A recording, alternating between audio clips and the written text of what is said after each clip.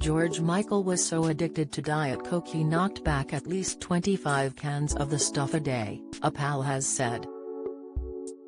At the time of his death at the age of just 53 in 2016, the Faith singer was battling a range of addictions, including marijuana and antidepressants.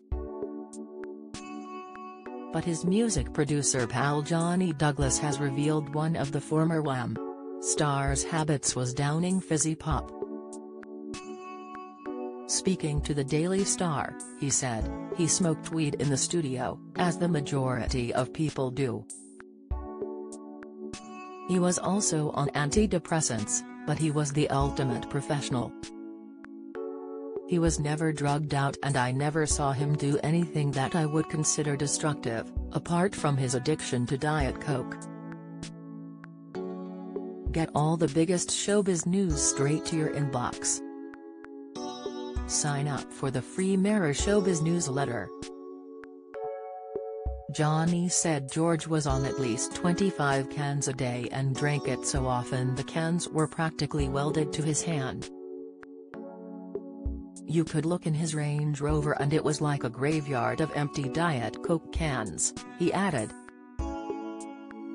Despite George's huge success, first in Wham!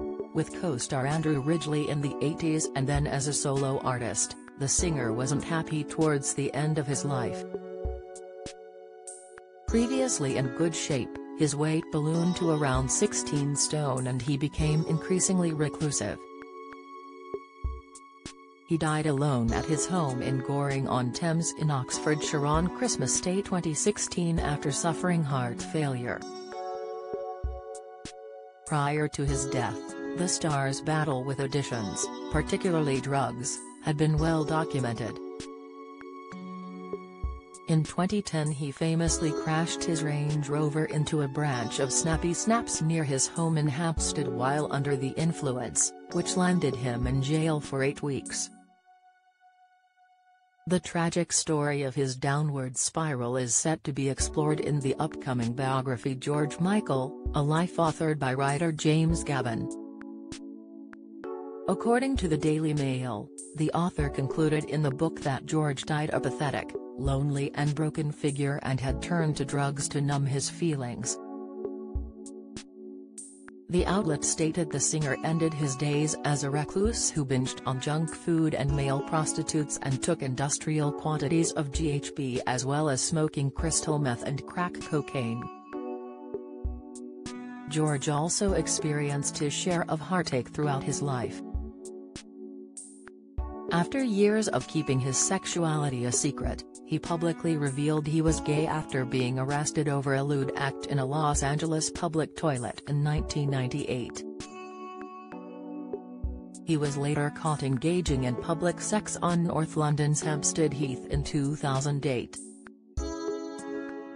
Although he liked to engage in casual relationships, and reportedly had over 500 lovers, he was in a long-term relationship with Kenny Goss for 14 years, which ended in 2010. Prior to this he was in a relationship with Brazilian Anselmo Falepa, who died of an AIDS-related illness in 1993. Not out at the time, George reportedly didn't travel to be with his dying partner because he was afraid of the potential publicity, something which is said to have haunted him to his own dying day. Just 4 years later, George's beloved mother Leslie Ann Gold died in 1997, shortly after being diagnosed with cancer. He reportedly never recovered from her passing. At the time of his death he is believed to have been dating Fadi Fawaz, who later said of George, he wanted to die so badly. I think life stopped for him a long time ago. Do you have a story to sell? Get in touch with us at webcelebs@trinitymirror.com or call us direct 0207 29 33 033.